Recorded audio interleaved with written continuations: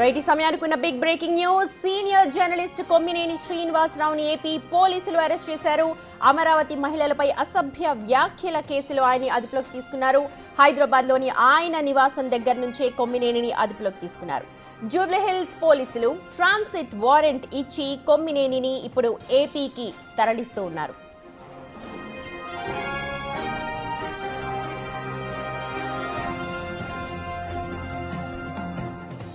కొమ్మినేని శ్రీనివాసరావుపై గుంటూరు జిల్లా తుళ్లూరు పిఎస్లో కంపంపాటి శిరీష ఫిర్యాదు చేశారు. ఈ ఫిర్యాదు ఆధారంగానే హైదరాబాద్లో ఇప్పుడు కొమ్మినేని శ్రీనివాసరావుని అరెస్ట్ చేశారు పోలీసులు. రాజధాని రైతులు, మహిళల ఫిర్యాదుతో ఈ కేసు నమోదైంది. రాష్ట్ర మాదిగ కార్పొరేషన్ డైరెక్టర్ కంపంపాటి శిరీష ఫిర్యాదుతో జర్నలిస్ట్ కృష్ణంరాజు అలాగే కొమ్మినేనితో పాటు సాక్షి యాజమాన్యంపై కూడా కేసు పెట్టారు. ఎస్సీ ఎస్టీ అట్రాసిటీ ఇతర సెక్షన్ల కింద ప్రస్తుతం కేసు నమోదు చేశారు. సాక్షి ఛానల్లో చర్చ సందర్భంగా అసభ్య వ్యాఖ్యలు చేశారు కృష్ణంరాజు. అమరావతి వేశ్యల రాజధాని అని కొమ్మినేని శ్రీనివాసరావు ఆ చర్చలో వ్యాఖ్యలు చేశారు. అసభ్య వ్యాఖ్యలను ఆపకుండా కొమ్మినేని శ్రీనివాసరావు అలాగే ఆ చర్చను కొనసాగించారు. దీంతో అమరావతి రైతుల ఆత్మాభిమానం ఒక్కసారిగా దెబ్బతినింది. దీంతో శిరీష కేసు పెట్టారు. అమరావతి రైతులు, అమరావతిలోని మహిళల పట్ల అసభ్య పదజాలం వాడిన వారిని వారించకుండా నిలుపుదల చేయకుండా ఉన్న కొమ్మినేని శ్రీనివాసరావు అలాగే వ్యాఖ్యలు చేసిన కృష్ణంరాజుపై కూడా కేసు నమోదు చేశారు.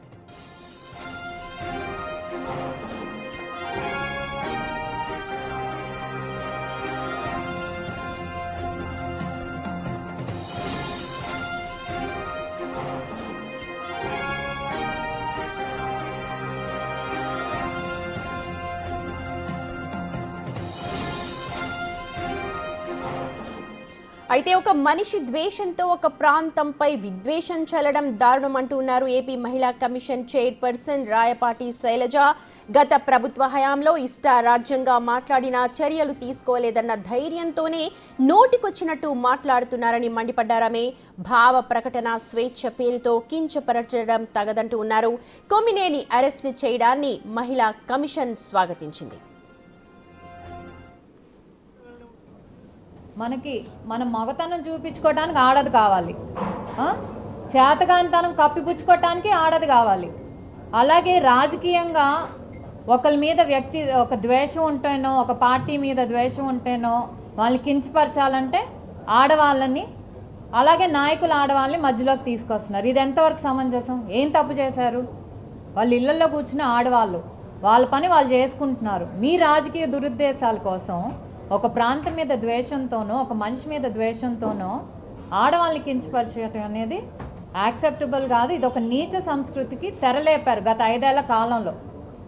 ఇప్పుడు ఇది జరుగుతుందంటే ప్రభుత్వం మారాక ఇది జరుగుతుందంటే ఎందుకంటే గత 5 ఏళ్లలో శిక్ష పడలేదు, వాళ్ళకి ఎవరు కూడా శిక్ష పడలేదు. ఇష్టం వచ్చినట్టు ఏదైతే కొన్ని రాజకీయ పార్టీల ముసుగులో కొన్ని మీడియా ఛానల్స్ ఏవైతే ఉన్నాయో వాళ్ళందరూ కూడా ఇష్టం వచ్చినట్టు మాట్లాడారు. కానీ ఎవరు యాక్షన్ తీసుకోవాలి. అప్పుడు ప్రభుత్వం కానివ్వండి, మహిళా కమిషన్ కానీ ఎవరు యాక్షన్ తీసుకోవాలి.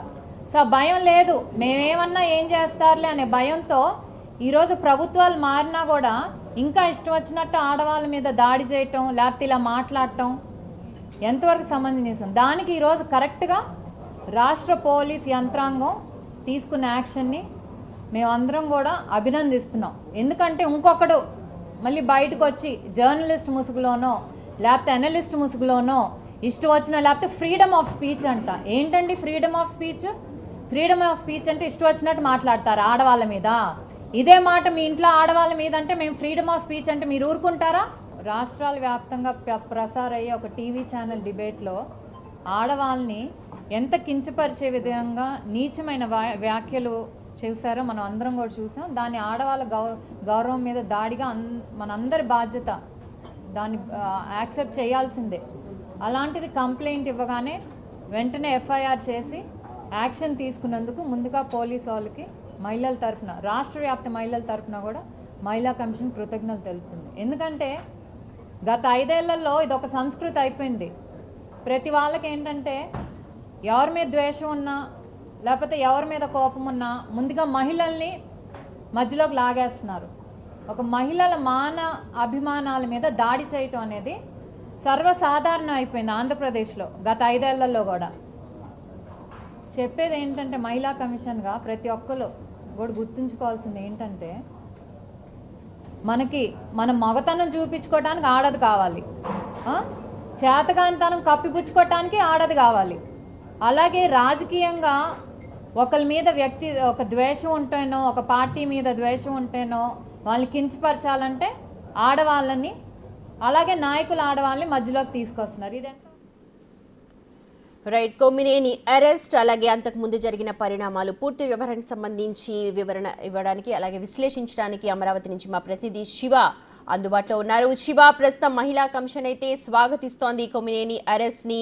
ఆ తర్వాత పరిణామాలు ఎలా ఉండబోతున్నాయి? ప్రస్తుతం కొమ్మినేనిని తుళ్లూరుకి తరలిస్తూ ఉన్నారు పోలీసులు. ఏం చెప్తూ ఉన్నారు అక్కడ అమరావతి రైతులు అలాగే ప్రత్యేకించి మహిళలు ఈ వ్యవహారం పైన? సుమతి, మొత్తం మీద చూసుకుంటే అమరావతి దేవతల రాజధానిగా పేరు ప్రఖ్యాతులు వచ్చింది. కానీ అటువంటి అమరావతి రాజధాని విషయంలో వేశ్యల రాజధానిగా కృష్ణంరాజు చేసిన వ్యాఖ్యల పట్ల ఆంధ్రప్రదేశ్లో మహిళలు తీవ్ర స్థాయిలో ఆగ్రహం, అసంతృప్తి, ఆ తీవ్ర స్థాయిలో కూడా ఒక భావోద్వేగానికి గురవుతున్న పరిస్థితి కనిపిస్తుంది. ఒక జర్నలిస్ట్ ముసుగులో ఈ రకంగా వ్యవహరించడం సరైన విధానం కాదని చెప్పి తీవ్ర స్థాయిలో వాడిని మండిపడుతున్న పరిస్థితి కనిపిస్తుంది. ఇక ఈ అంశానికి సంబంధించి ఆంధ్రప్రదేశ్ వ్యాప్తంగా కొమ్మినేని శ్రీనివాస్ కృష్ణంరాజుపై దాదాపుగా 52 చోట్ల ఇప్పటి వరకు కూడా ఫిర్యాదు చేశారు. మరొక వైపు అమరావతి జేఏసీ నేతలు, మహిళలు రాష్ట్ర వ్యాప్తంగా సాక్షి కార్యాలయం ముట్టడికి ప్రయత్నాలు చేస్తూ ఉన్న పరిస్థితి కనిపిస్తోంది. మరొక వైపు ప్రజాప్రతినిధులందరికీ ఇప్పటికే రఘురామ కృష్ణంరాజు కావచ్చు, మహిళా కమిషనర్ కావచ్చు, అలాగే పోలీస్ స్టేషన్లో కావచ్చు వరుసగా అమరావతి మహిళా నేతలు ఫిర్యాదు చేస్తున్నారు. ఈ అంశానికి సంబంధించి కొద్దిసేపు క్రితమే ఆంధ్రప్రదేశ్ మహిళా కమిషనర్ శైలజ, అలాగే గతంలో అమరావతి ఉద్యమాన్ని దగ్గరుండి నడిపిన రాయపాటి శైలజ మీడియా సమావేశం నిర్వహించారు. మీడియా ముసుగును అడ్డం పెట్టుకొని, అనలిస్టుల ముసుగులో పెట్టుకొని ఇష్టానుసారంగా మహిళల్ని కించబరిచే విధంగా వ్యవహరించడం సరైన విధానం కాదు. డెమోక్రసీ పేరుతో ఇష్టానుసారంగా వ్యాఖ్యలు చేయడం సరైన విధానం కాదు. గత 5 సంవత్సరాల కాలంగా ఏ రకంగా అయితే వ్యవహరించారో ఇప్పుడు కూడా అదే రకంగా వ్యవహరిస్తున్నారు. ఇటువంటి వ్యక్తుల పట్ల కఠినంగా వ్యవహరించాలి, కఠినమైన చర్యలు తీసుకుంటాం. ఇప్పటికే ఈ అంశానికి సంబంధించి జాతీయ మహిళా కమిషనర్ కూడా లేఖ రాశాం. అలాగే సాక్షి యాజమాన్యం వ్యవహరించిన తీరు పట్ల వారు కనీసం క్షమాపణ చెప్పలేదు యాజమాన్యం. అలాగే ఈ అంశానికి సంబంధించి ప్రెస్ కౌన్సిల్ ఆఫ్ ఇండియాకి, అలాగే ఏదైతే సమాచార శాఖ కేంద్ర శాఖ ఫిర్యాదు చేసి సాక్షి లైసెన్స్ రద్దు చేయాలని చెప్పి కూడా తాము డిమాండ్ చేస్తామని చెప్పి ఆమె మీడియా ముఖంగా చెప్పిన పరిస్థితి కనిపిస్తుంది.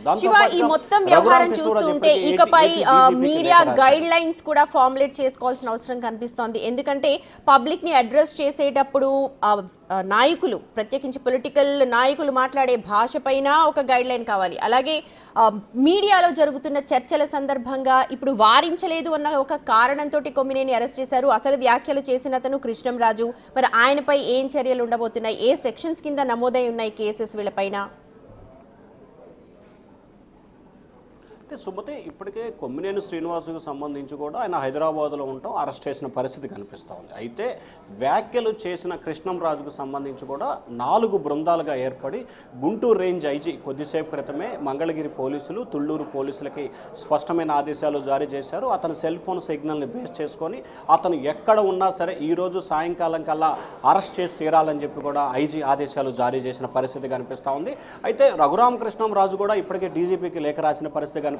కాబట్టి పోలీసులు చాలా సీరియస్గా కూడా తీసుకున్నారు. ఎందుకంటే ఒకవైపు సీఎం, ఒకవైపు డిప్యూటీ సీఎం, మరొక వైపు హోంమంత్రి, మరొక వైపు లోకేష్, ఇటు మహిళా సంఘాలు తీవ్ర స్థాయిలో కూడా ఆందోళన చేస్తున్న పరిస్థితి కనిపిస్తుంది. అరెస్ట్ చేయకపోతే కనుక ఇంకా పరిస్థితులు చాలా ఉధృతంగా మారే అవకాశం కనిపిస్తున్న నేపథ్యంలోనే ఒక్కొక్కరినిగా అరెస్ట్ చేసే అవకాశం కనిపిస్తుంది. విజయవాడకు సంబంధించి ఆయన 3 రోజుల క్రితం కూడా అజ్ఞాతంలోకి వెళ్ళారు. ఆయన కోసం గాలింపు చర్యలు ఒకవైపు చేపడుతున్న పరిస్థితి కనిపిస్తుంది. ఇక తుళ్లూరుకు సంబంధించి కూడా పోలీస్ స్టేషన్లో కొమ్మినేని శ్రీనివాస్, రఘురామ్ ఏదైతే కృష్ణంరాజుపై కూడా ఫిర్యాదు నమోదైంది.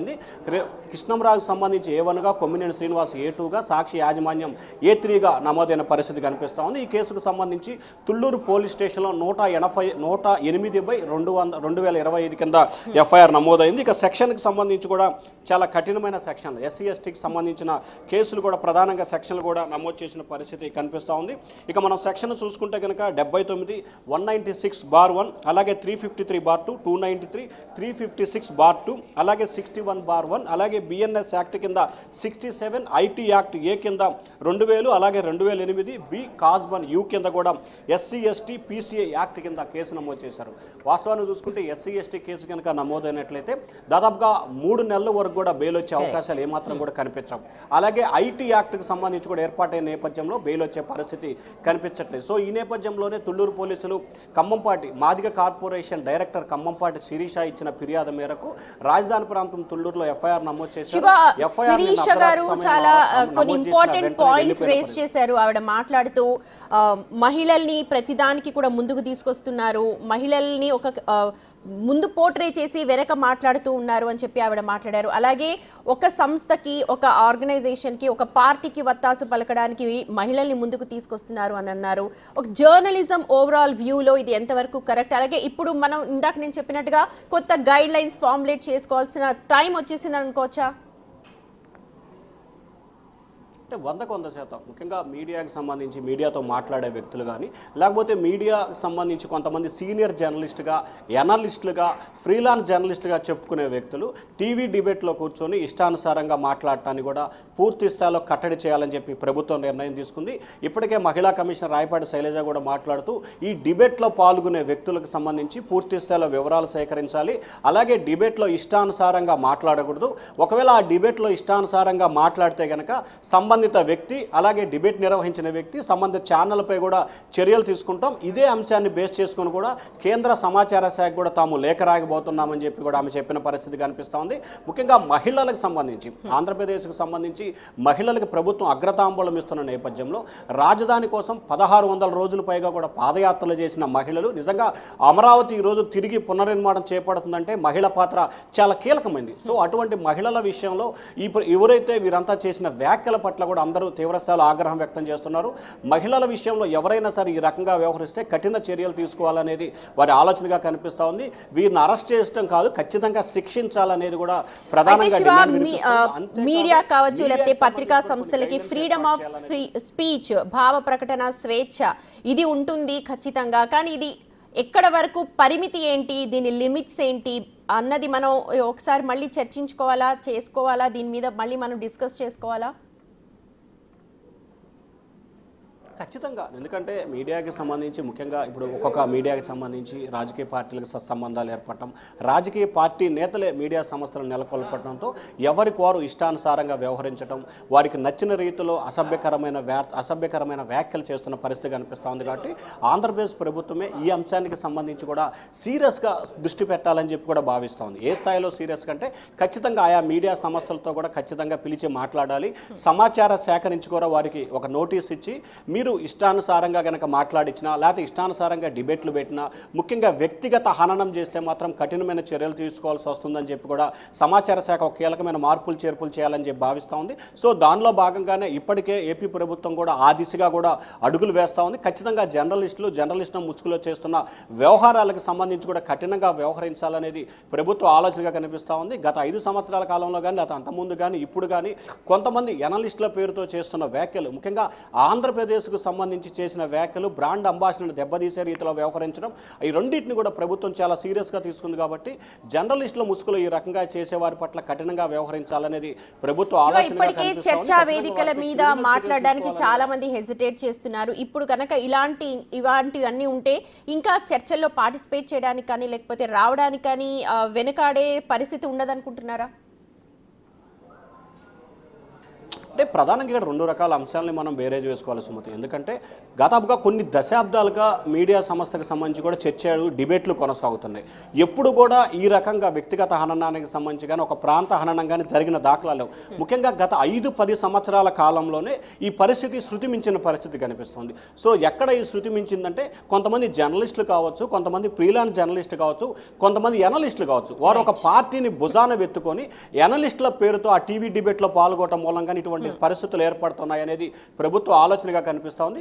గతంలో డిబేట్లు అంటే చాలా ఆహ్లాదకరంగా కూడా చాలా చర్చలు కొనసాగాయి. కానీ గత 5-10 సంవత్సరాల కాలంగానే సుత్తి తప్పుతున్నాయి కాబట్టి దీనిపై చర్యలు తీసుకోవాలనేది ప్రభుత్వ ఆలోచనగా కనిపిస్తా ఉంది. Sumathi. Right Shiva, thank you so much. మొత్తానికి కొమ్మినేని అరెస్ట్ చేయడాన్ని అయితే మహిళా కమిషన్ స్వాగతిస్తోంది. అయితే ప్రస్తుతం కృష్ణంరాజుపై కూడా లుకౌట్ నోటీసులు ఇచ్చున్నారు. తనకు కూడా టైం ఇచ్చారు లొంగిపోవాలని చెప్పి. ప్రస్తుతం కేసులైతే నమోదై ఉన్నాయి. తుళ్లూరుకి ప్రస్తుతం కొమ్మినేనిని తరలిస్తూ ఉన్నారు.